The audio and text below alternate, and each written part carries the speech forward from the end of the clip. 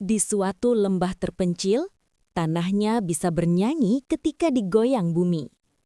Fenomena ini dikenal sebagai Singing Sand Dunes, terletak di Gurun Namib, Afrika.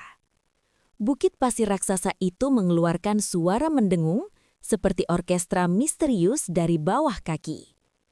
Suara bisa terdengar dari jarak ratusan meter dan berlangsung beberapa menit. Bunyi ini muncul saat angin kencang atau langkah manusia menggerakkan pasir. Penyelidikan ilmiah menemukan partikel pasir yang halus dan kering ini bersatu membentuk resonansi alami.